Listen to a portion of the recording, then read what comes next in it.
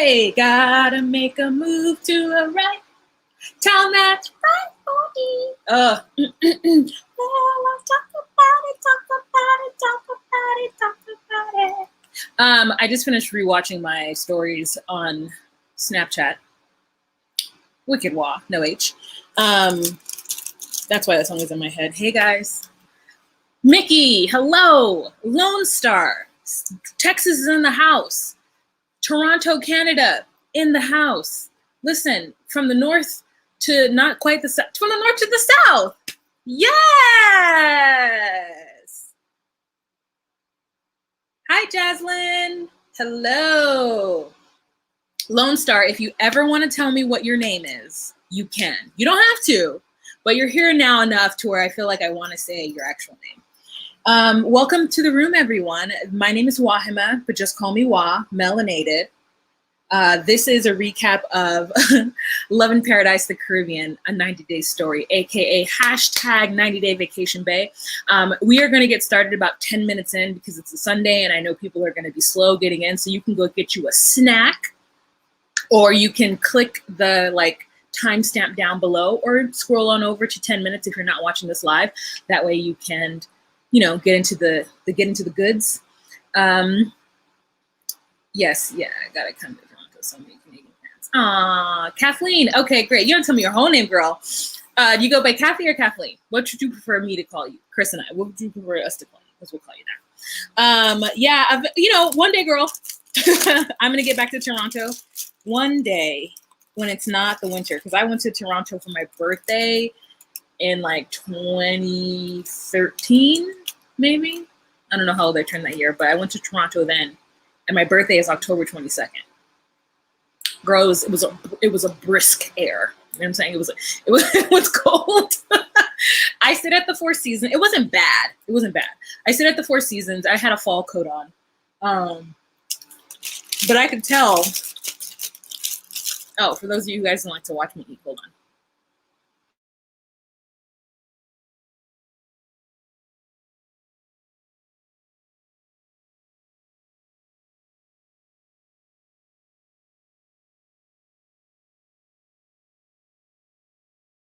Just by being there in the fall, that it was going to be a cold, brisk winter. Hi, Tiana. Hello, Marissa. Hi, JW. Brazzle Dazzle. Also, JW, if you would like for me to call you by your name, you could tell me your name, just your first name. You don't have to tell me your whole name. Okay, great. Lone Star Kathleen. Great. JW. That's my baby's birthday, too. Hey, Scorpio cusp. I think my rising house is Leo. And I say I think like I didn't pay to have my whole birth chart explained to me. So I should remember, but I don't. So we're going to get started 10 minutes in. There's 17 people in the room. If I could get, 17 of you to give a like to this video, that would be awesome. You know what I'm saying? As an introductory, as a hey girl, hey wah, how are you? How art thou? Where's my noisemaker? Okay, make sure that's on.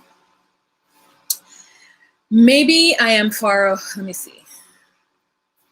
Maybe I am away from the condo, but still a half an hour streetcar away from Toronto or City Hall. Yeah, that's fine. I went to the symphony while I was there as well. And I know everybody thought I was sleeping because when I hear music, I look at the orchestration, and not orchestration, I look at the people who are there with their instruments, the orchestra. And then at a certain point, looking at them and figuring out where all the strings and the brass and all the instruments are, then I just lay back. I had my eyes closed. It was beautiful. I don't know what I was listening to, but I just went on a whim. I think I went on a Thursday. And I was like, I've never been to the symphony, and I'm just going to be in Toronto, so I can always say that I went and saw the symphony in Toronto. And and I stayed at the Four Seasons. It was amazing. It was the best hotel experience of my life. And at that point, I didn't realize that the Four Seasons was a 5-star hotel. I just was like, oh, I've heard of this. I'm going to stay there. And was it expensive? Now I know, yes. But then I was like, oh, I don't know. Because my only other reference had been the Caribbean, which is cheaper because it's the Caribbean, right? But yeah, it was dope, the Four Seasons. I had a whole, they wrapped my whole body in mud and put me in some kind of encased thing. I did all of it while I was there. Thanks for the call out, Marissa. You guys, let's give this video a like. Hi, LaTanya. Oh, Joy. I love that way of spelling Joy. What a beautiful way to spell it. Joy. Okay, so we've got Joy. We've got Kathleen. I'm learning names, guys. We got Tiana. We got Mickey in the house. And Marissa, Jaslyn. So we got people. We got peeps. Okay. Great exchange for. Oh, really? Because normally it's not. Normally it's not. That's actually good. Crystal, welcome to the room. Welcome, y'all. Lila, welcome. Hello. We're going to get started 10 minutes in. So if you guys want to go grab a snack, go ahead and do so. 24 people in the room. I can't start with 24 people in the room, bro. You know, people are going to 10 minutes in. So I hope you guys are having a good weekend. My aunt's birthday was last night. My aunt the aunt whose birthday it was. There was a birthday party for her for herself every single year. 1. 2 is like I don't want to say sassy, but she's like the auntie that I'm like the cool points auntie. She has a child, right? So it's not like she's like the single auntie. She has a child. But she's, in my opinion, from the way I've viewed her, is that she's never let a man get in her way. Like, she has always made her own money. She's always owned her own homes. She is, like, to me, independent and very much was always really nice and complimentary towards me when I was younger, even though I honestly did not believe her. But I just saw her yesterday, and when I walked in, she said the same thing that she always used to say to me, which is like, "You're so beautiful. You should be a model." And like, as an adult hearing that, it's like it hits me different than as like a crazy kid who's like so unhappy and probably just had a huge fight, on the way to her, just like a huge fight with one of the parents on the way to the house. And so didn't want to be at the party or any of the family functions. This is the first time I went to a family function, not the first time, but one of the first times I went to a family function where I was like, "Hey, how is everyone?" Normally just like, "Hi," So there's that. Gigi, welcome.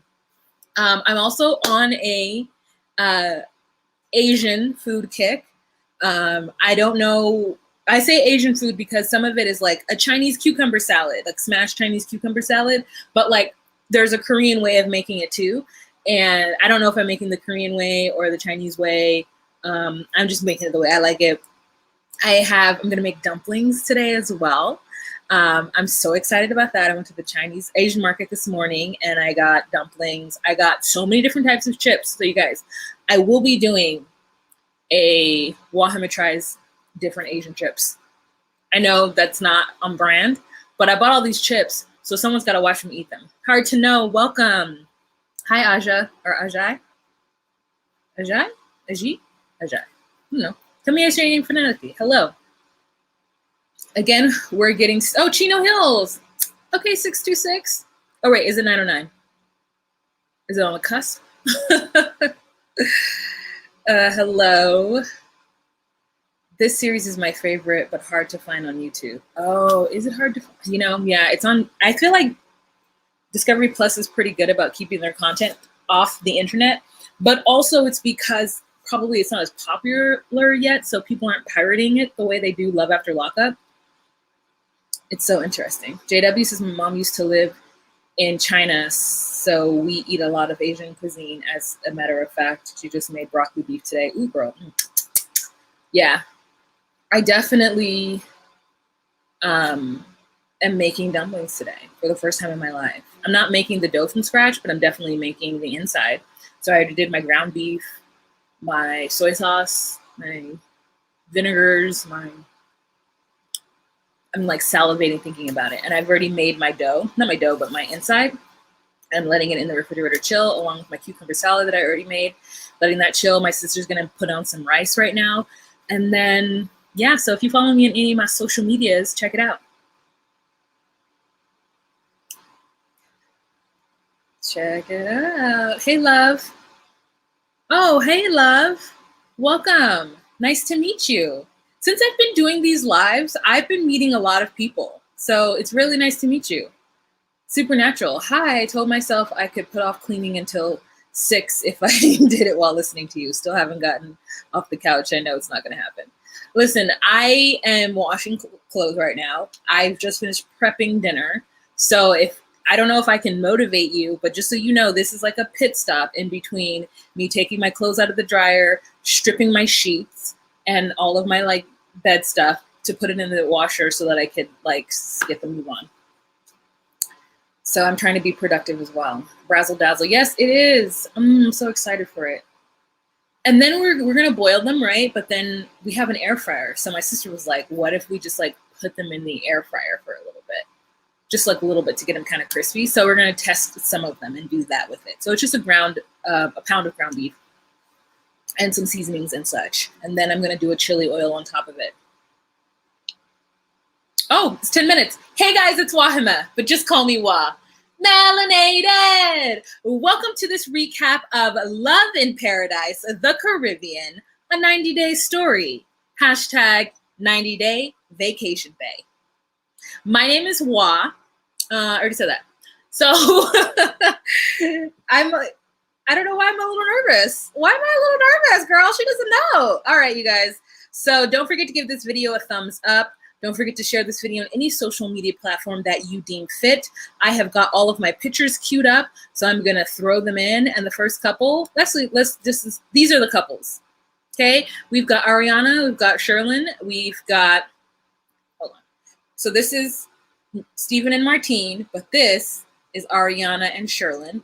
And then we've got Kay, it's backwards, Kay and Mark, and we've got Daniel and Amber. So we've had some good segments today. I actually wanted the episode to go forward. Love, hey, cool. I actually wanted I always want more from the episode, and that shows me that it's a good show. I don't necessarily want 2 hours, but maybe I just need like 10 more minutes, you know what I'm saying? But they want to keep you thinking and worrying about it and waiting for it. So again, good show. All right, so let's talk about Amber and Daniel. Girl, Daniel has lost his ever-loving mind. Now, hear me out. Normally, in these circumstances, I'm on the side of the foreigner because I feel like the American usually doesn't understand that the foreigner is like having to uproot their lives and come to the U.S. But in this case, David is doing a little too much. And I honestly believe that it's because of his age. Amber is so frustrated with him because she's dealing with a boy. Even though he's done a lot by moving from Venezuela to Costa Rica and learning English. And, you know, he has drive. But I think that drive is in a little bit of an overdrive. So for this episode, we come back and she's still pissed at him. Because last episode, we find out that he actually has not filed or gotten any of his information that he needs in order for the K-1 visa process to move forward. 1. 2, he quit his job so that he could get all the process going and get on the bus and go to where he needs to go to file to get his birth certificate from Venezuela brought over or faxed or something to Costa Rica. So he quit his job in order to do a thing, but then didn't do the thing. And so now she's frustrated with him. But she says it's still their first day. She doesn't want to like be mad at him. So they are going to have dinner to meet his brother, David, who she, I guess, hasn't seen yet, even though she's been staying in his house. So maybe like David is like, you know, left the apartment for their first night together. And so we meet David, who is like his brother. Okay. They cut from the same cloth, those two. He's handsome. And so they meet him at like an outdoor like, beachy bar type thing. And David doesn't speak any English. So David is having to translate, and poorly is his translation. But also, like, I can imagine he's doing the best that he can, right? So David is saying, you know, it's really great to see you after all this time. He's really pro his brother and Amber's relationship. He also was a little worried about him possibly having to stay in Costa Rica by himself without his brother being there, because they moved there together. And so now, you know, the 3 family members are going to be his mother. They haven't mentioned anything about the dad, but the mother and the brother and 2 brothers are possibly going to be in 2 different countries. And so Amber's like, yeah, you know, it's going to be hard. And she's, you know, trying to be nice and whatnot. And then I don't know how it came about, but then Daniel ends up mentioning about bringing eventually his brother and his mother to the United States. And this is where I'm like, does Daniel not understand how pissed off Amber is? 1. 2, does Daniel not understand? He really doesn't understand the money situation that Amber is going through. I don't know how much the K visa costs to start it, but in my mind, it's like $8,000 or more total, right? But I don't know what fees you have to give up front. How much is it to file? Like, I didn't do that deep of an investigation when I was, looking up stuff for the K1 visa. Like, I don't know how much it costs, but like what I don't understand is why Daniel doesn't get that this is a sensitive matter. And I think it could just be because Amber is American, and maybe because also she's white, that he just assumes that she has the money, which is a faulty assumption by all of the foreigners, that Americans just have it. What they don't understand is a lot of the things that Americans have, and I'm not saying this is you, so if you're somebody who this isn't you, I'm not talking about you. Most Americans get what they have on credit. And I'm not talking about like actual credit cards. I'm saying the card that you have, that is something that's on your credit. Yes, you are buying it, but you haven't bought it and you financed it through something, So unless she literally has all of the savings from every job she's ever had and doesn't spend her money frivolously, or she makes a lot of money to where she does have a lot of expendable income. What's it called? Disposable income? It's called something. Like, it's called something because I don't know what it's called because I don't have it, right? So anytime I've traveled somewhere, for the most part, I'm putting it on a credit card so that I can pay it off in installments. And maybe I pay it off in a year and then I go on another vacation. But it's all on credit, right? So it's like, they don't get that. And I think Daniel just thinks that, that maybe she's just complaining, but he's like, he knows, he's like, when I get there, yes, I'm going to pay her back. And she just says, you're indebted to me. Like, how could you even think about wanting to bring your family on? Does he even love me? Like, she starts to cry. So what David sees is him tell his brother about bringing the mother and him to the US. Daniel then tell Amber that in English, and Amber starts to get upset and cry. And David can tell that they're having an argument, but he has no idea what they're arguing about, at least the nuance of it. So when Daniel tells him what they're arguing about, all he says was, oh, she's worried about the visa process. And I'm just like, it's more than that. It's the fact that she's upfronting all this money for something that she may not have. Maybe she's dipping into her savings. Right? Because if she honestly had the money, she wouldn't necessarily talk about it the way she's talking about it. I mean, I don't know, like maybe they don't talk about it in Before the 90 Days or in actual 90-Day Fiance, but I've never heard Molly complain. Like, she said it was expensive. Like, I've heard people say that they've put a lot of money into it, but nobody has ever been as like angry as Amber. And maybe we just haven't seen it. But it's just like, I can tell that Amber doesn't have the money for this. And what she's doing is really putting herself out there and putting her neck out there for him. And it's not, whatever money it isn't disposable. It isn't something that's just so easily like, oh yeah, I'll just work at overtime or whatever, right? She's like doing something probably that a financial advisor wouldn't advise her to do in order to get him to the US, and he couldn't even do his part of it. Like, he just doesn't get it. I think he just thinks that everything in the US is easier. He's like, I'm just gonna work hard and then I'm gonna get them here. And then David ends up saying in his confessional to the camera that he would hope that Amber would help him and his mother get to the US the same way she's helping Daniel. And that, I guess, by loaning him money. And I'm like, why is it that you think this woman just has money to give you? I feel so bad. I feel so bad for her in this situation. Like, honestly, at this point, it's not about love. And she needs to walk away from Daniel because he's too young for her. He's too young for her, and he's not making any sense. And he can see that she's visibly upset and worried about money. And he's like, it's okay. And it's not okay. And I feel her. Hi, Jessie Lee. Welcome. So let's go back and look at some of your guys' questions. Now we're done talking about them.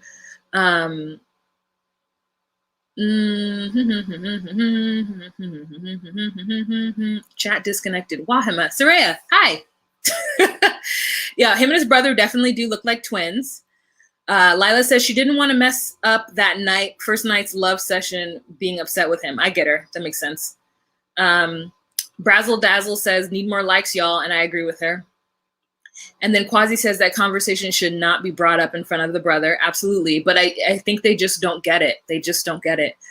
Erica D says, oh, no, we're not talking about that couple yet. Dedria. Daniel doesn't care. Erica says, okay, great. She's not talking. Okay, great. Great. You guys are all talking about a couple that I am not yet. Quasi says, or Mickey says, I don't blame them for being upset. I don't blame her for being upset. Yeah. Karina says, is no sound. Can you guys hear me? If you guys can hear me, give a thumbs up. Put a thumbs up in the comment section. Erica says, Amber has no business being with this boy. It was a fun vacation hookup, and that's all it should be. Yeah, you're right. And you know, with all the 90-day people brought over, none get kicked out. All right, Jaslyn, thanks. I'm glad you can hear. Okay, Grant, I'm glad everybody can hear. Maybe she just... The brother seems to be younger. So, or maybe he's older. I'm not sure. I couldn't tell. I'm not sure how old the brother is, but Daniel's 21. All right, thanks, guys. I'm glad that you can hear it. Maybe that one person just couldn't hear. Okay, so let's move on to the next couple. Let's move on to Mark and Kay. So Mark and Kay are very interesting. I like them, but I think that they just have two different ideas of what this relationship is going to look like, and I think it's going to be a little hard on them for that. So we have Mark that is in Bocas. Every time he says Bocas, I'm like so mad because I know it's like probably like Bocas, like, which sounds so much better than Bocas. Like Bocas sounds like booger and bogus, and I don't like it. Hate the way he says it. So they're in Panama in an island called Bocas de something, I don't recall. And as we recall, Mark and Kay have reconnected after 10 years of being apart. And the last time they were together was in her home country of Argentina because he moved there for 6 months to take care of her after she OD'd off of ketamine. So, but he got, too frustrated because he spent 6 months in a country where he had all of the opportunity to learn the language, but he chose not to. So he ended up leaving because he couldn't communicate to anybody and he felt isolated and probably depressed. Anywho, so she is going through some pictures. She finds him, and then she reaches out to him and is like, what's up, dude? And so he's like, what's up? And they start talking, and they have a what don't ask, don't tell kind of relationship where they're seeing each other, but they're not talking about other people they're seeing each other, which, listen, I'm okay with. Let's be realistic. So they have their first night together, and they are very sexually compatible. And all I can think of is, good for you. Good for you. And so they end up getting on a moto de agua, which is a jet ski. So I thought to myself, why don't we call it a water moto? Like, is jet ski the brand, or is jet ski the action of being on a moto de agua? So anyways, that was my thought. And they go to this hostel / bar / lounge / pharmacist pharmacy. This place is like a hostel. It's a bar. It's a lounge. Like, it's a discotheque at night. They go out to it. Oh no, sorry. They get on the jet ski. And then they're on the jet skis for an hour. He says that he feels great riding behind her because he gets to hold her and she's beautiful. They get off the jet ski. They get to the beach. He gets her a California blanket, which I was like, I would like that. And then they sit down and they just he tells her, listen, I just want to be completely upfront and honest with you. At some point during this trip, I want to talk about our future together. And Kay says, okay, I want to be upfront and honest with you. I don't want to talk about the future. And he's like, okay, I just want to let you know that at some point while I'm here, I want to talk about it. And she's like, you want to talk about now on day one? And that's a red flag. That's a red flag, you guys. That's a red flag.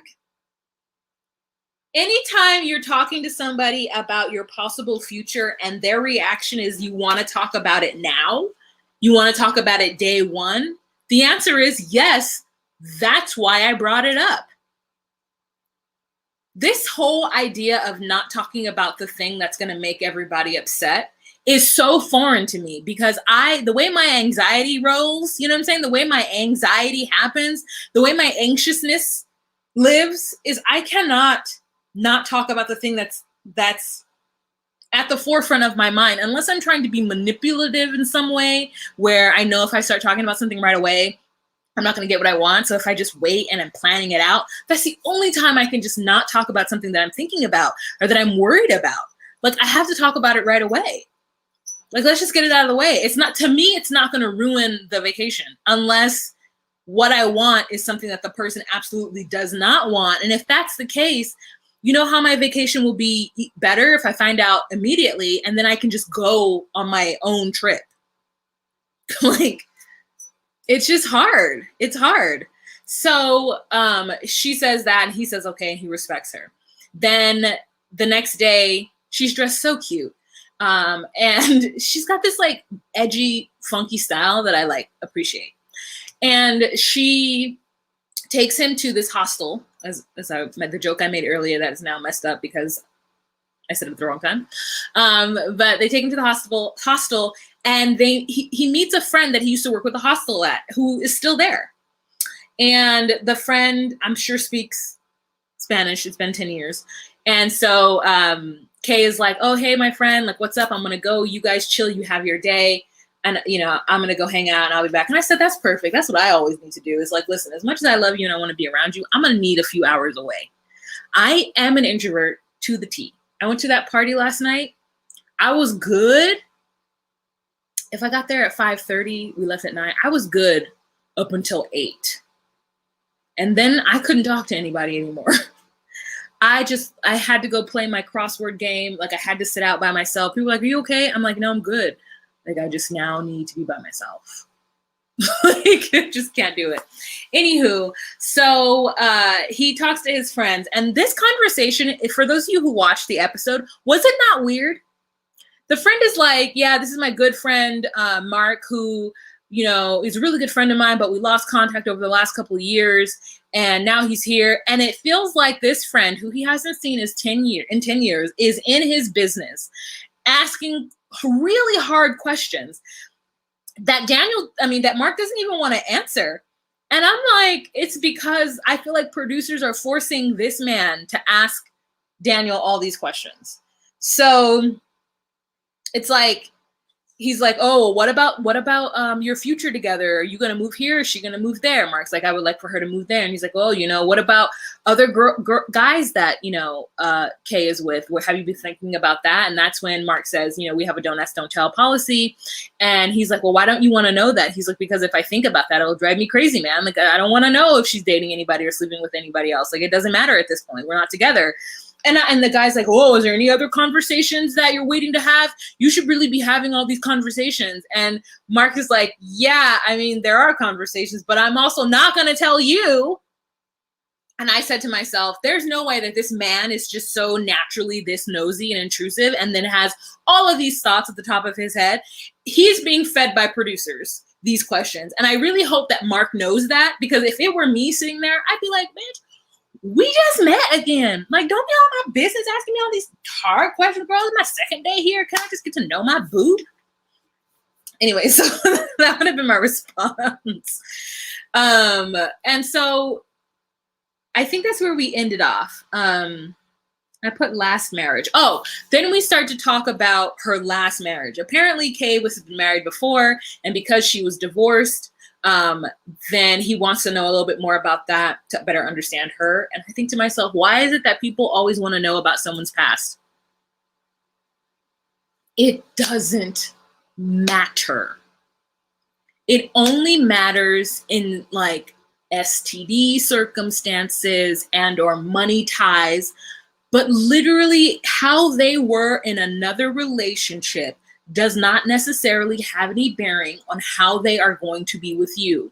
Because one, they could have grown substantially since then. Two, that person could have brought things out in them that you don't necessarily do. Like, there's just so many circumstances and situations that could, and then also, like, what does it matter what they did with somebody else? Like, you just need to see what they do with you, and then you need to ask for what it is that you need in the relationship and work on y'all's relationship, because y'all's relationship has nothing to do with over their relationship unless there's like a kid involved or something like that. So it was just weird to me. But I'm like, this is producer. I feel like this is very much producer fed. And so, yeah, so then that's it for them. The next couple that we're going to talk about is Ariana and Sherlin.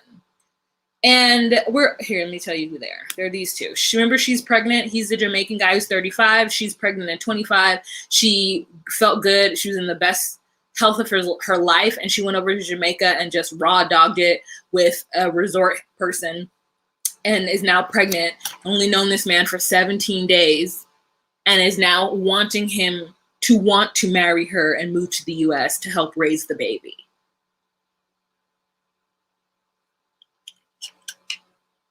And as I've said before, him not to marry she. So, in this one, they're walking on the beach and they're meeting up with her family they're all laid out in front of at the beach at the water edge. And like, he's like, you want me to put sun lotion on your back? Let me help you? And she's like, no. And then she's like, well, yeah, my back. And she's like, but just don't rub it in like sexually. And he's like, okay. And then in his confessionals, he's like, how would I rub it in sexually? It's just putting on sunscreen. And I said, oh, she too young for you. Because she's trying to like have him maneuver how he is in front of her family. So here's the question. She wants him to show that he loves her and that he's serious about her in front of her family. But like, she doesn't want a PDA in front of her family because she's never introduced anybody to her parents and her family. And so she doesn't want to be awkward. And I get that because listen, I get that. Unless I'm like truly in love with that person and I feel like they truly love me back, I don't know that I could do PDA in front of my family because my parents don't really do PDA. And so it's not something that I'm used to seeing in my house. It feels not intrusive, but it feels like a private moment should be private, but it's because my parents don't do PDA. And if you grew up with parents who don't do PDA, you know what I'm talking about. Like sometimes it's too much for me when I was like I'm with my friends and they're like, I'm just like, stop, like it's too much. I don't want to see that. Because even holding hands, my parents don't hold hands. So like, every time it was like too much. Mickey says, I don't do PDA even in front of a mirror. Brazel says they're so awkward together. I would be shocked if he was her first. Ooh, that's a good point. Havana, hello. Stu P says that old man is not 35. I think the same thing, but I'm just like, I don't know what the sun does to someone, and not just the sun, but the sun reflecting off the water sun. Like, I just don't know. I can't call it. He looks 45 to me. But also, has he partied every single night for the last 20 years?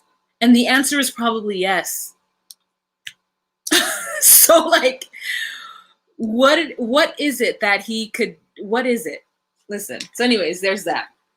So then she decides after she got, non-sexual sunscreen, she goes out to the water and Karen drags over her lawn chair to sit next to Sherlin to have a conversation with him. And at the last yard, that's when Sherlin's like, oh, let me help you.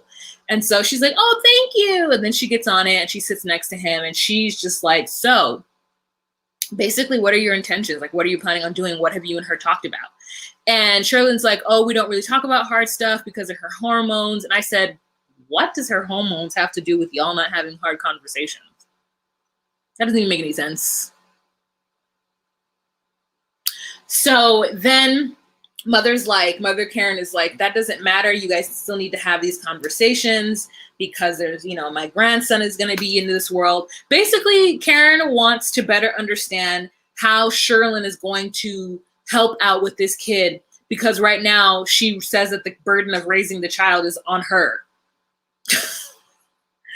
And I was just like, yes, but also like, isn't that what, I mean,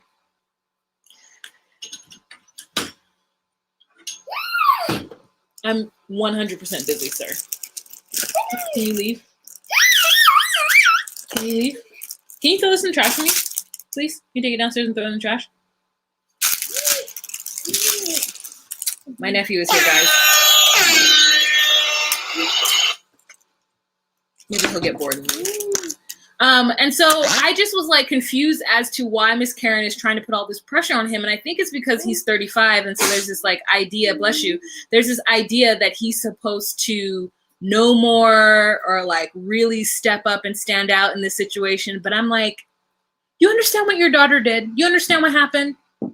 Is that she came to his country unprotected and got pregnant and now wants him to move to the US randomly after knowing her for 17 days. And I 100% understand his standpoint of this. Like, they just want him, like, what, are we in the 1840s where he has to do the right thing? Like, what's the right thing? I don't get it. Oh, it's so weird to me. Like, there's so many options. So many options for her, and she didn't take them. Give that to me, please. Oh, okay. Can you close the door? LaDonnie? LaDonnie? So rude.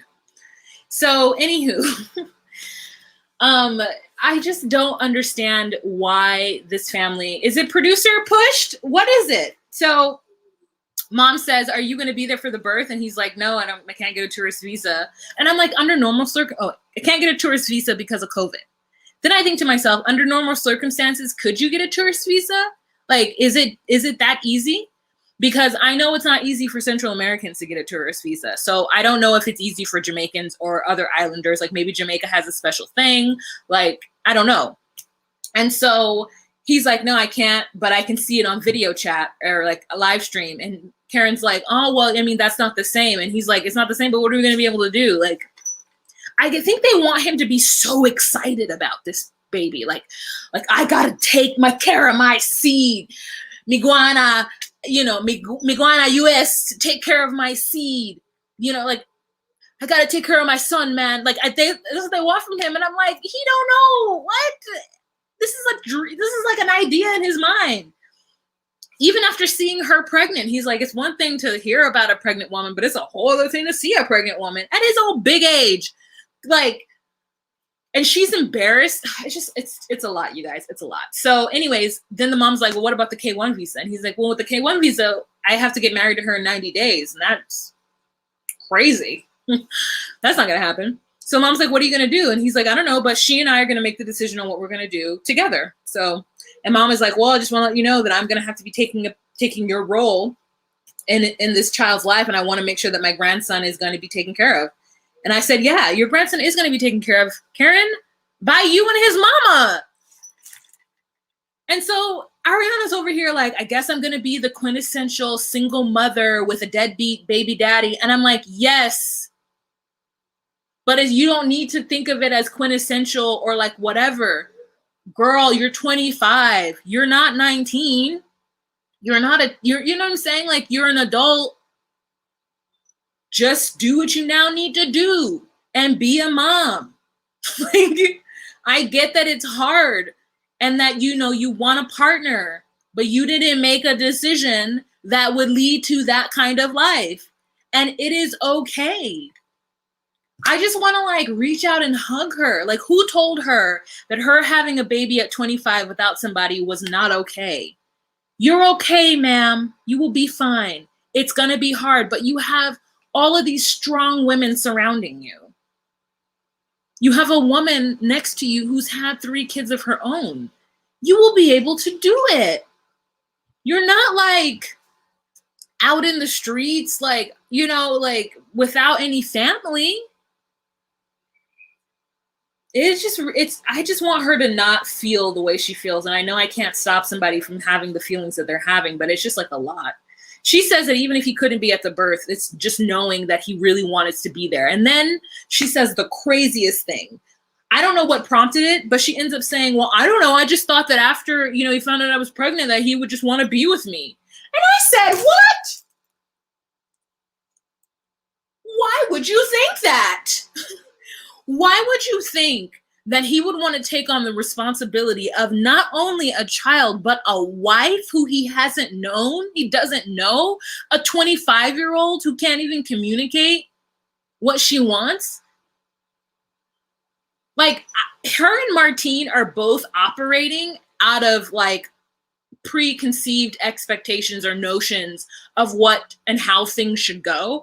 But because they're not old enough, like, here's the deal. I think at 25 or in my 20s, I thought that there was a way things should happen. In fact, at my big age, I still think there are ways specifically that things should happen. And that's just because that's how I've made it so that it works out for me. And I have to recognize that because either that's what I was taught or that's what I've decided is going to be the best course of action for me, may not A, be the best course of action or have been taught to someone else, but B, may not even be like real. It just could be something that I'm just like telling myself in order to get through it all. You know? Like, there's no real roadmap. So I don't understand why she would say that. It was crazy. I just thought he would be with me. Why? Did you think the allure of Illinois was going to let him leave his paradise where he owns, you know what I'm saying? I don't think, like, him, to me, and Steven aren't doing bad in their respective islands. They were happy with their lives. So anyways, here's another thing we got to talk about, which we got to talk about Karen's tan. Okay, for those of you who are in a tanning culture or a culture where folks go get tan, can you tell me what's going on?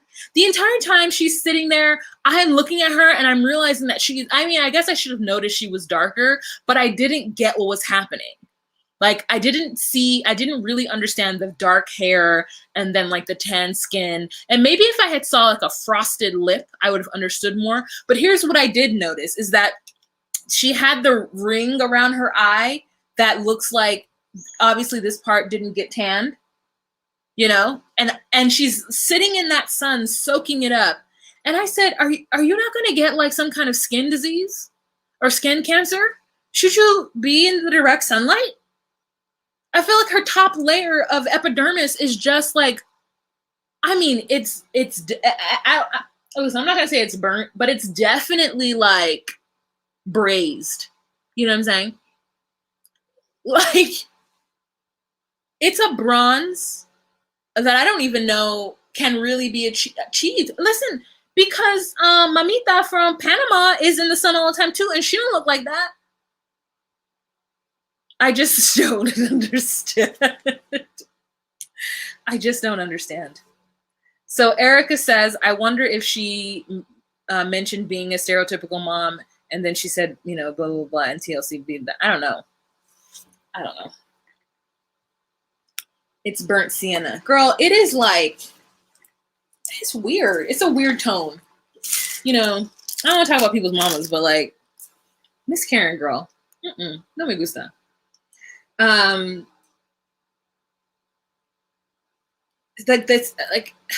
also she says, Ariana says, if you want to be a dad, you should do the right thing.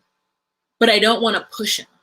I don't want to make him do it. I want him to want to do it. And Karen's like, well, you need to think about what he should do for you. When are you going to, like, you need to stop thinking about not making him uncomfortable, and you need to worry about him doing what it is he needs to do for you. And I said, you guys, this man barely knows her. He's made no promises to her. Okay? He doesn't know her. He doesn't know her anything. I know that's not a popular opinion. I know there's so many people who be like, you lay down, you have to deal with the consequences no matter what. I just don't agree with that. I don't. I think the woman goes through it all. The woman always carries the burden of it. And so if you're choosing to have a baby when you know you don't have the full 100% support from the father, be it of you or of the baby, then you got to recognize that you're going to take the brunt of this. Unless she has a plan of when he's 10 years old, sending him to Jamaica and then just, you know, visiting and talking to the child all the time. Like, there's really no way to make it equal. Even if they did live in the same house. Even if they did live in the same house. Because Kalani lives in the same house with Asuelu, and while he does, I mean, I don't know, I can't, she says he doesn't help her. But from social media, it makes it seem like, you know, she's at work and he's at home with the kids all day. But, you know, you can't believe that. But what I'm saying is, like, it doesn't work in even those circumstances, right? So at this point, it's like Kalani, or not Kalani, but let me use them as an example. At this point, we're starting to see that maybe Kalani and Asuelu shouldn't be together, but they can still live in the same house and co-parent. She can still ask him, I need, you know, X amount of dollars. We have to have a joint account, and X amount of dollars need to go in this joint account for these children. Like, there are ways to co-parent and do things without the man being there for you. It sucks, but sometimes you just have to take that route and find yourself a man that loves you.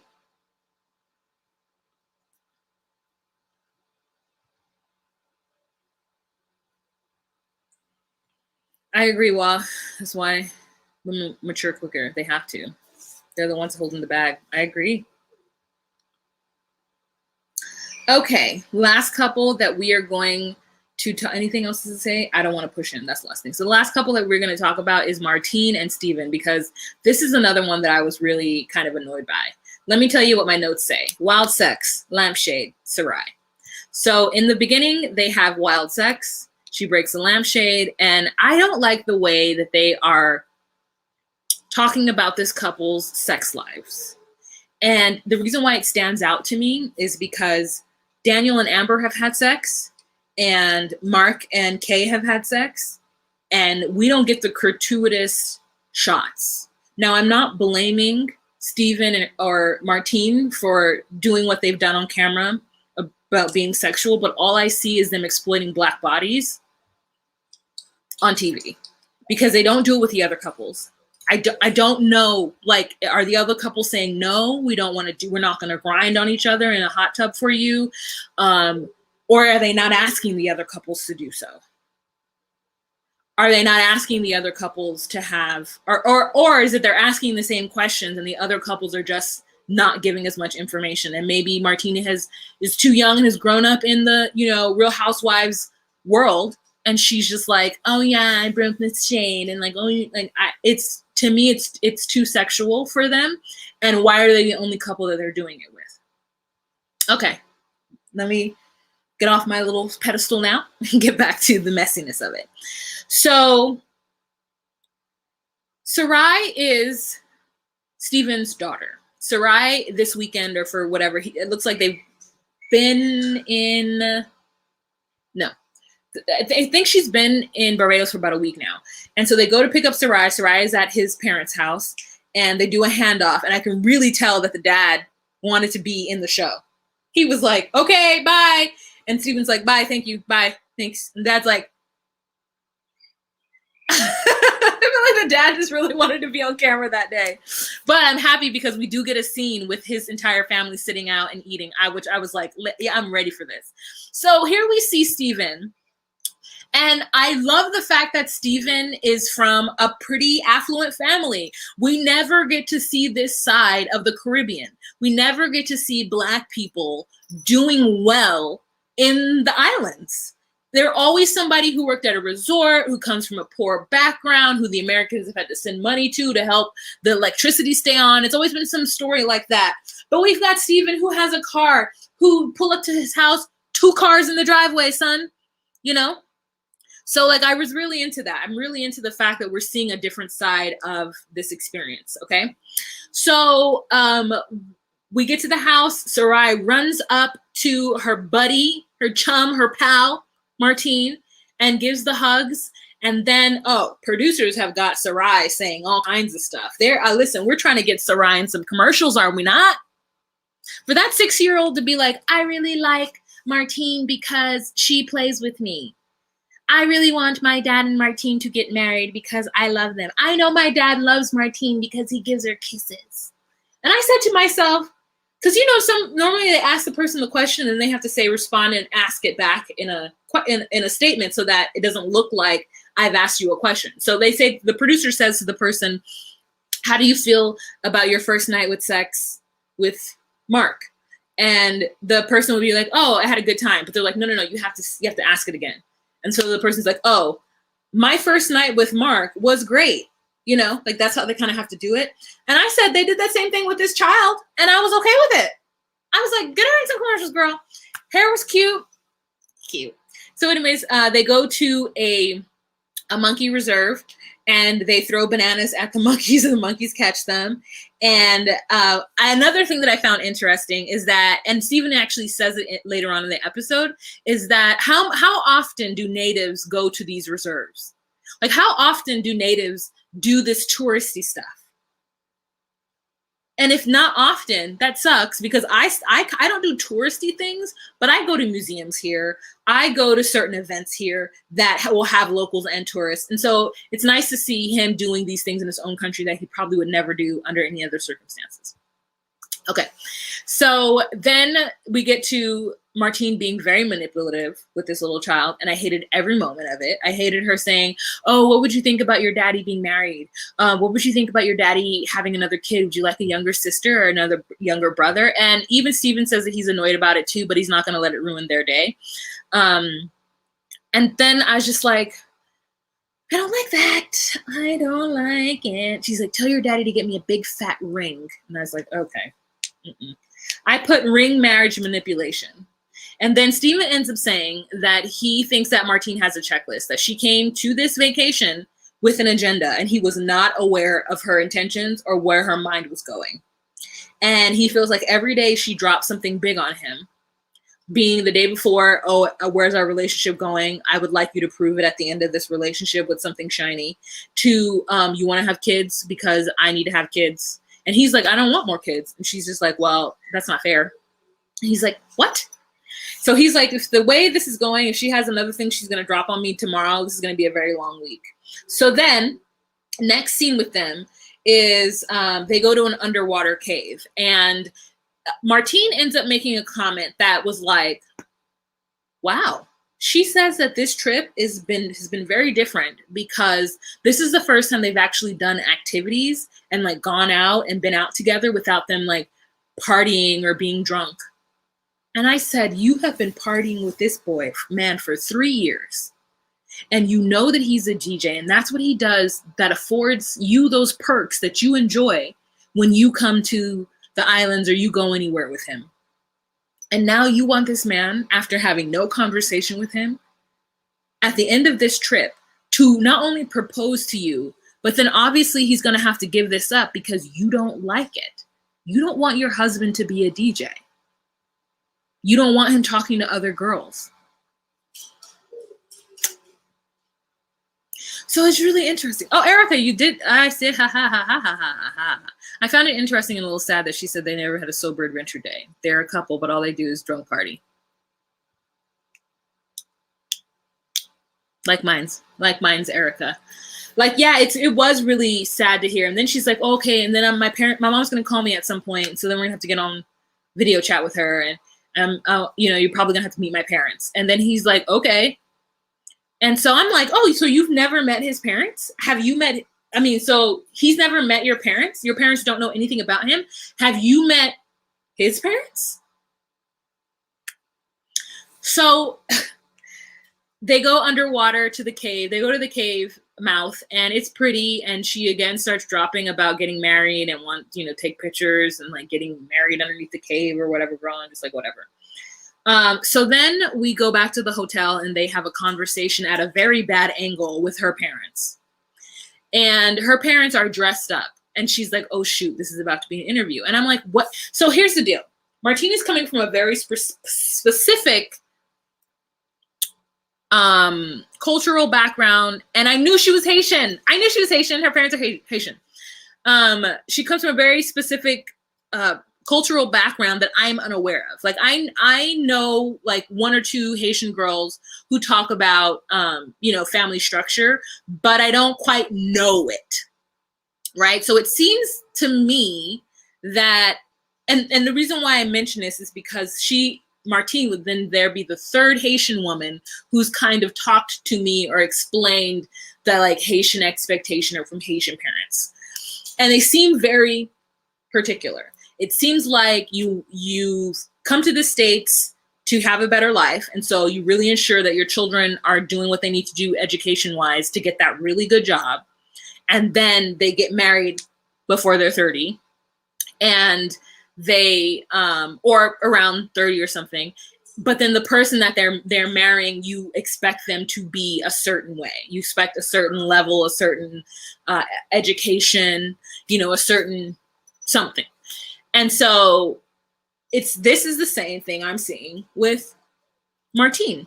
For her to be such a party girl and to be out in these streets half naked the way she is, who knew that she would have such conservative parents who are very much into her pedigree? So they meet Steven, and they are not impressed with him. And I was a little saddened by that, because I don't think Steven is a bad guy. I don't think that it's like what he does for work is like the worst thing ever.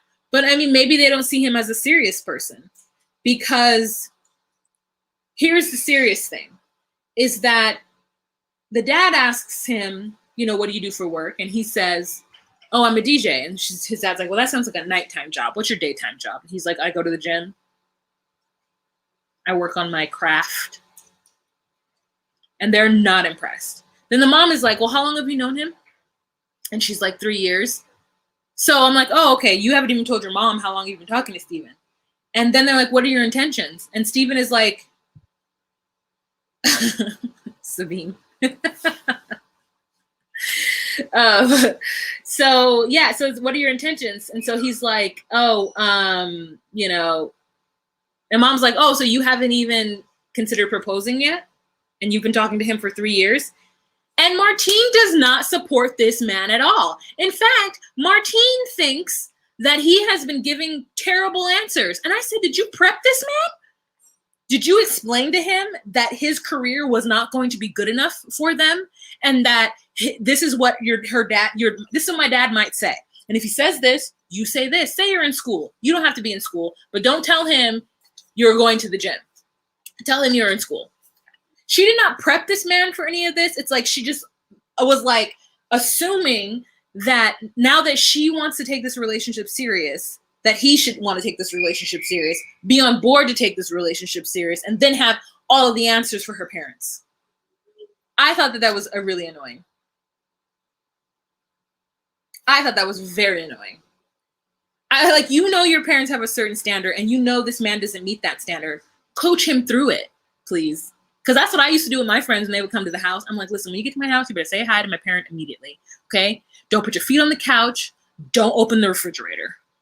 Whenever they speak, you look up, you smile, and you say, yes, thank you. Say thank you after everything. Don't say what, don't say huh. Listen, you got to do what you got to do, okay? You got to do what you got to do.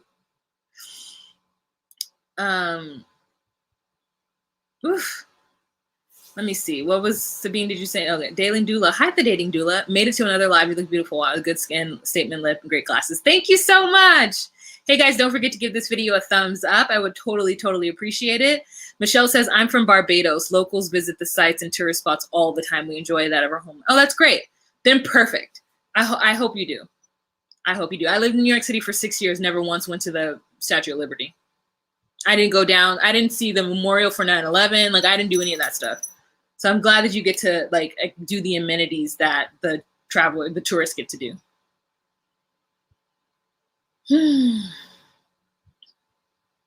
Jessie Lee says, I was there for the holidays in Philadelphia. Maybe I need to come to Barbados too.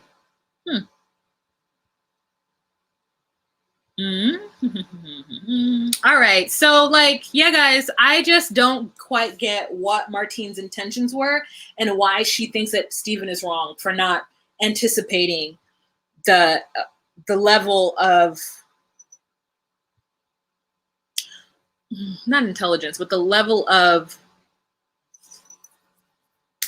ducks in a row he's supposed to have.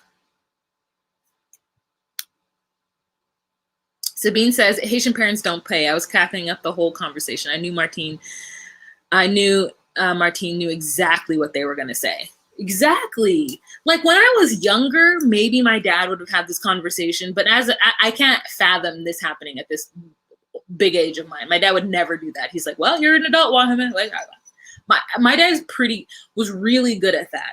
I think that was one of his superpowers. When I turned 18, he took the collar off my neck. Listen, one time in high school, I asked if I could go get coffee with some friends, and my dad almost, like, the statement, go get coffee, was something he said to me for like at least 2 weeks. Oh, are you going to go get coffee? Now, believe me, this was like in the year 1999, like not the year 1999, 1998, where like there wasn't a Starbucks. There weren't really coffee shops. The only place you could go was like a coffee shop in the mall or whatever. And my dad was like, oh, you're going to go get coffee? He said, you're not going anywhere. You're not going anywhere. Okay, I didn't spend the night at people's houses. I didn't do anything at all. Oh my God, hard to know. Thank you so much for the super chat.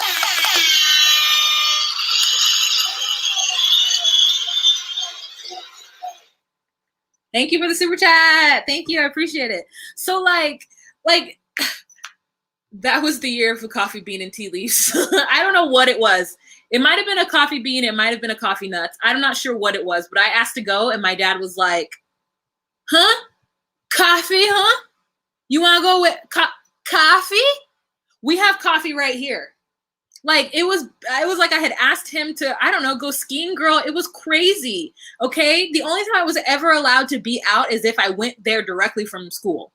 Like I couldn't come home and then ask to leave. He's like, no, once you're in this house, you're in this house. Once the sun goes down, you ain't leaving this house unless you're with one of us. So it was just like, I can't even believe that she didn't know that this was not going to be acceptable. Because when I was younger, I knew that if I brought somebody at the house, he was going to have to tell my dad his 5-year plan. A 19-year-old was going to have to spell out what he was going to do for the next 5 years. Okay. But like as an adult now, my dad's like, meh, you know. So when I turned 18 though, he let go of me being able to leave the house after dark, but he still kept up, you know, you better bring a certain quality of guy to this house. Don't bring no ruffian, no ragamuffin to this house. Like, and then when I turned like 30, I wasn't here. I was in New York City.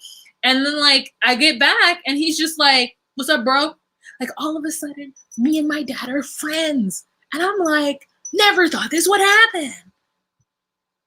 I mean, not that we've all been cool. We always been cool. We all had a good relationship, but never thought we would be like able to just like have a drink together. My dad's always been really good about just letting go. And now he's completely let go. And I'm like, you know, I want to have a baby by myself from sperm in a vault. Will you support me? And he's like, yeah, you know, like that's where we are now. People always ask me like, what do your parents think? And I'm like, I'm grown. And my dad is just like, yep. I'll help you choose the man. If I'm like, hey, dad, look, I know that I could sit down with my dad and go through sperm donors. I know I could. And he would be like, where do you go to school? Jamaicans then no. Like, he's very, you know, all the Caribbean people look side-eyed at every other Caribbean people. Like, them bloody bloods, you know how they are. And I'm like, y'all are from the same boat, okay? But anyways, you guys, that is it. And that's it. We're at a full hour, and I want to thank you guys so much for chilling with me this entire time. Thank you for those of you who are in the room. Thank you for those of you on Facebook, the 3 of you watching on Facebook. I mean, that's great. And the 3 likes I got on Facebook and loves, Christian Gonzalez, Chris Gonzalez, Sharon, Diana. Thank you guys. I appreciate it so much. We've got 1 person watching on Facebook and we've got 100 people watching on YouTube. So if you guys could go ahead and give this video a thumbs up, support this video. Thank you to my moderators, Tiana, Mickey, Jesse Lee. And I want to thank those of you who are entertaining and interacting with me, hard to know, for my super chat 100%. Thank you, Joy, for telling me your name. Thank you, Sabine, for the Haitian insight. Thanks, Crystal, and everybody, and Erica, and all you guys for commenting. I super, super appreciate you. We've got Gigi. We've got Dedria. and Miriam, Marissa, who else? Tony couldn't make it or made it late. Jaslyn, and if I forgot anybody else, I am so sorry. Creative Cutie, I only saw your one comment. How dare she call him a potential deadbeat? It's not while they're in the yeah. Baba BB Banky, thank you so much. Thank you so much for being here, you guys. All right, I'm gonna go make my dumplings. Follow me on my social medias. I'll put it either on Snapchat or Facebook. Yeah, I'm so excited for dinner right now. All right, y'all have a fantastic day. Have a great week. I'm going to still try to watch those shows, Love is Blind, and the one that someone suggested to me, which is on Netflix. I can't think of it, but I've seen it on Netflix. And then maybe I'll have something to report on Tuesday or Wednesday. Be on the lookout. Okay. Have a fantastic week. Remember to be you, be true, and find your place. Bye.